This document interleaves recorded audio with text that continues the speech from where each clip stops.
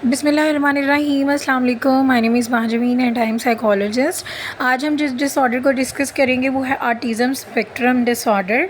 Firstly हम discuss करेंगे कि इसकी पूरा इसको देखेंगे कि ऑटिज़म स्पेक्ट्रम डिसऑर्डर है क्या, यानी कि उसकी डेफिनेशंस वगैरह को डिस्कस करेंगे ताकि हमें मेन डिसऑर्डर का पता चल जाए। बेसिकली जो ऑटिज़म स्पेक्ट्रम डिसऑर्डर है वो एक कॉमन डिसऑर्डर है जो कि बच्चों के अंदर पाया जाता है, ठीक है। और ये न्यूरो डेवलपमेंट डिसऑर्डर की एक कंडीशन है, ओके। बाय नेम देखा जाए तो ऑटो का मतलब होता है सेल्फ, और जो स्पेक्ट्रम है उसका मतलब होता है कि उसके अंदर डिफरेंट टाइप्स के सिम्टम्स आ रहे होते हैं, यानी कि एक बच्चे के अंदर डिफरेंट टाइप के सिम्टम्स आने लग जाते हैं। और इसका जो मेन होता है कि वो जो बच्चा है वो डिफरेंट स्किल्स, जो कॉमन स्किल्स होती हैं वो नहीं सीख पाता, जो कि उस एज में दूसरे बच्चे जो होते हैं वो सीख रहे होते हैं। यानी जो बच्चा है उसके अंदर उसके जो इंटरेस्ट और उसकी कम्युनिकेट्स है उसके अंदर इम्पेयरमेंट आने लग जाती है, ठीक है। और ऑटिज़म स्पेक्ट्रम को ASDB कहते हैं, जो कि इसकी फॉर्मर कंडीशन है, यानी कि फॉर्मर नेम है, उसको उसके साथ डिस्कस किया जाता है, यानी कि उसको ASD कहा जाता है। और जो ऑटिज़म स्पेक्ट्रम के बच्चे होते हैं इनका कोई मुकम्मल इलाज नहीं होता, लेकिन इसके जो सिम्टम्स हैं इसको ओवरकम किया जा सकता है ताकि जो बच्चा है उसकी लाइफ जो है वो ईजी गुजरे।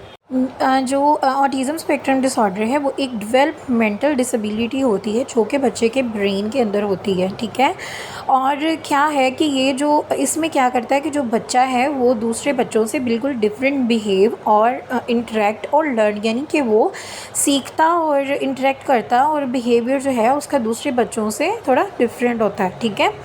और ये सोशल जो इंटरेक्शंस होती हैं इनकी वो बहुत ज़्यादा डिफरेंट होती हैं, यानी कि दूसरों के साथ कैसे बात करनी है, कैसे मिलना है, कम्युनिकेट कैसे करना है, उनकी अंडरस्टैंडिंग कैसे होती है। इवन कि ये जो बच्चे होते हैं वो बहुत ज़्यादा पोजेसिव होते हैं अपनी चीज़ों को लेकर, ठीक है। इसके इनके अंदर हाइपर एक्टिविटीज़ भी आ जाती हैं, इंक्लूड हो जाती हैं। और ये अपने फॉर एग्ज़ाम्पल अगर कोई बच्चा है तो वो अपने टॉयज़ के साथ खेलता है तो वो एक ही टॉय के साथ खेलता रहेगा, ठीक है। उसका बिहेवियर जो है वो डिफरेंट होगा, उसके दूसरों के साथ बातचीत करना या उनके साथ इंटरेक्ट कैसे होना। इवन कि इन बच्चों को क्या होता है, यानी कि 6-7 माह का जो बच्चा होता है उसके अंदर अगर ऑटिज़म का सिम्टम पाए जाते हैं तो अगर उनके जैसे 6 माह के बच्चे को अगर पेरेंट्स बुलाते हैं, बात करते हैं तो वो उनको रिस्पॉन्स करते हैं, लेकिन जो ऑटिज़म के बच्चे होते हैं वो उनको रिस्पॉन्स नहीं कर रहे होते, वो ऐसे शो कर रहे होते हैं जैसे इनके सामने अगर उनके पेरेंट्स को या लवन को कोई भी चोट लग जाए या कुछ हो जाए तो वो उनको बिल्कुल भी उनके ना फेशियल एक्सप्रेशन चेंज होते हैं ना वो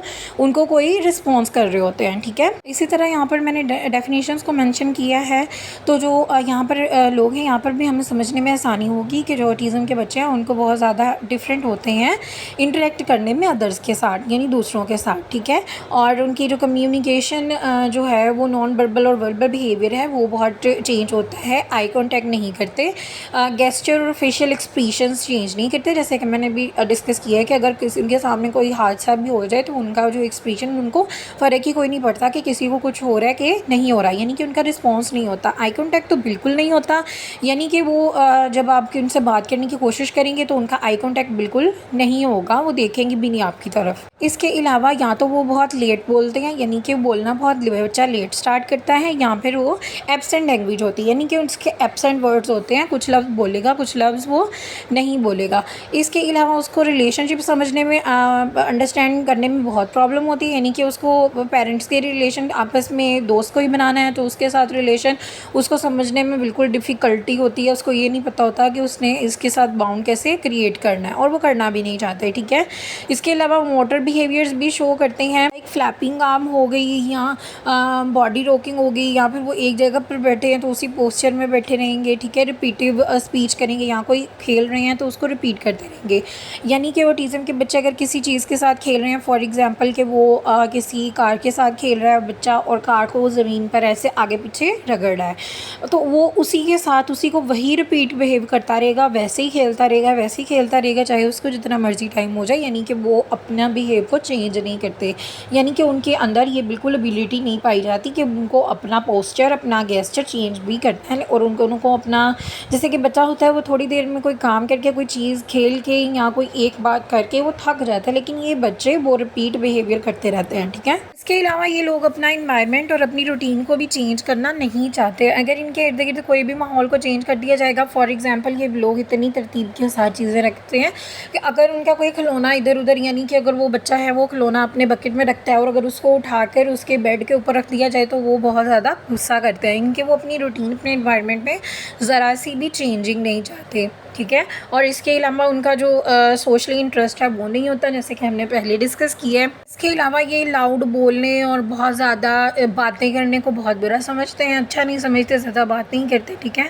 और इनके ये बिहेवियर में शामिल होता है। नेक्स्ट हम इसके सिम्टम्स को डिस्कस करते हैं। तो सिम्टम्स के अंदर सबसे पहले हम सोशल इंटरेक्शन को डिस्कस करते हैं कि जो बच्चों की सोशल इंटरेक्शन जो डिस्टर्ब हो रही होती है तो उसमें क्या होता है, यानी क्या सिम्टम बच्चा शो करता है।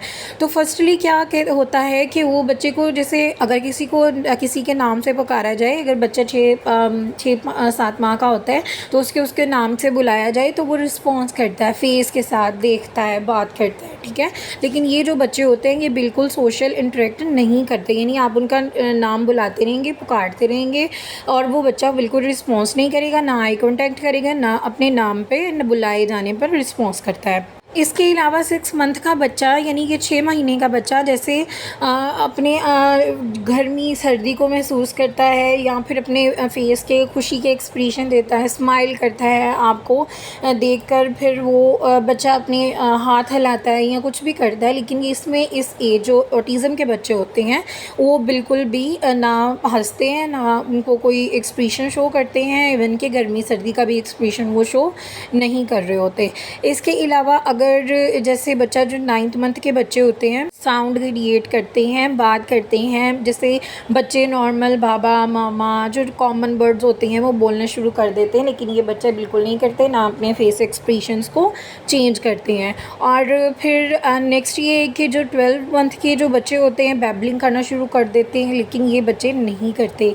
और जो 12 मंथ के जो बच्चे होते हैं यानी 1 साल के, तो वो अपनी एज के मुताबिक कहीं जाते हैं, जैसे कि बच्चे क्रॉलिंग करते हैं तो कहीं चले जाते हैं, या अपना यहाँ बच्चे चलने की कोशिश करते हैं, पकड़ के खड़े होते हैं, गेस्चर चेंज करते हैं, लेकिन ऑटिज़म के बच्चे ऐसा बिहेव नहीं करते।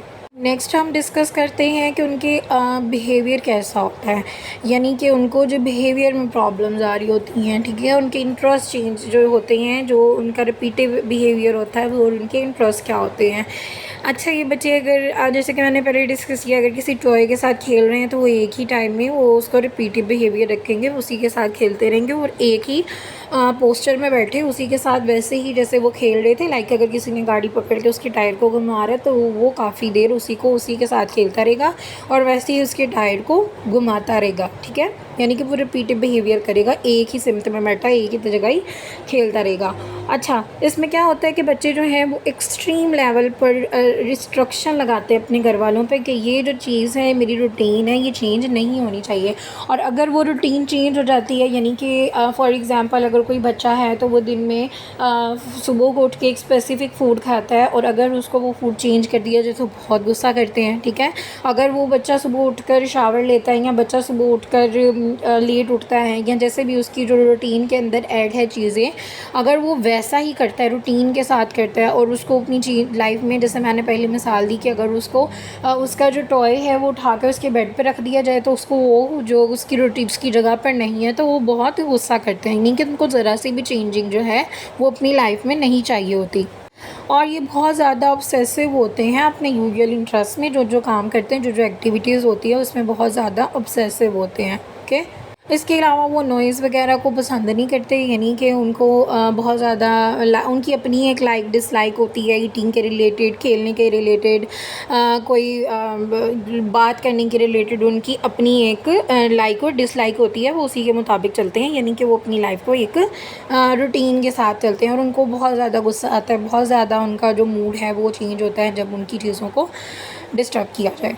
नेक्स्ट हम इसके कॉजेज़ को डिस्कस करते हैं। तो कॉजेज़ कोई हम स्पेसिफ़िक नहीं बता सकते कि सिर्फ इस वजह से ये होता है, लेकिन बहुत सारी जैसे कि जो कॉजेज़ हैं वो उसकी लाइफ पे डिपेंड करते हैं, उसकी केस हिस्ट्री पे डिपेंड करते हैं कि उसको कौन से कॉज़ की वजह से उसको ये सिम्पटम शुरू हुए हैं, ठीक है। तो इनमें जो है वो ये हो सकता है कि किसी फैमिली मेम्बर को ऑटिज़म हो, जैसे कि किसी उसके जो बच्चा है उससे बड़े भाई को या बहन को ऑटिज़म हो तो बच्चे के अंदर आ सकता है। इसके अलावा किसी को अगर कोई एक्स सिंड्रोम हो, यानी कि कोई सिंड्रोम हो जिसकी वजह से उसको ये हो सकता है जेनेटिकली, अगर उसके अंदर आ सकता है जीन्स में, ठीक है। और अगर पेरेंट्स ओल्ड हैं, फॉर एग्ज़ाम्पल अगर किसी ने जो कपल है उन्होंने बेबी कैरी किया है इन एज ऑफ 42-45, ठीक है, यानी मेल और फीमेल दोनों 40 प्लस हैं, या वो 39 है या 40, 41, 42, 50 45 हैं, तो वो उन लोगों को, यानी कि जो ओल्डर एज पेरेंट्स ने बेबी कैरी किया है उनके बच्चों में बहुत ज़्यादा कॉमन है कि उनको ऑटिज़म की जो डिसऑर्डर है वो हो सकता है, ठीक है। लो बर्थ वेट, यानी कि बच्चे का वेट लो हो जब उसकी बर्थ के दौरान, तब भी ऑटिज़म के सिम्टम्स शो कर सकता है। इसके अलावा कोई ऐसी इन्फेक्शन हो सकता है दिमाग के अंदर, या कोई और मेडिकल हिस्ट्री हो सकती है। फॉर एग्ज़ाम्पल किसी के कोई ब्रेन में कोई एक्सीडेंट की वजह से कोई इशू हो गया था, तो जिसकी वजह से भी उसको ऑटिज़म के सिम्टम शो कर सकता है। तो हम ये सब चीज़ों को देख कर फिर डायग्नोस करेंगे। नेक्स्ट कॉम्प्लिकेशंस को डिस्कस करते हैं कि ऑटिज़म के अंदर कौन सी कॉम्प्लिकेशंस आ सकती हैं। तो क्या हो सकता है इसकी वजह से कि फीडिंग इश्यूज़ आ सकते हैं, यानी कि कोई पुअर स्लीप हो सकती है, यानी कि जो नींद है वो बहुत ज़्यादा डिस्टर्ब हो सकती है, मैदे की प्रॉब्लम्स हो सकती हैं, एपिलेप्सी हो सकती है, ठीक है। एंजाइटी डिप्रेशन में भी जो इंडिविजुअल है वो फॉल कर सकता है, ADHD हो सकता है, ठीक है। ये सारे सिम्टम्स जो हैं वो फॉल कर सकता है इंसान आफ्टर, यानी कि ये कॉम्प्लिकेशंस हो सकती हैं ऑटिज़म के अगर उसको ट्रीट ना किया जाए।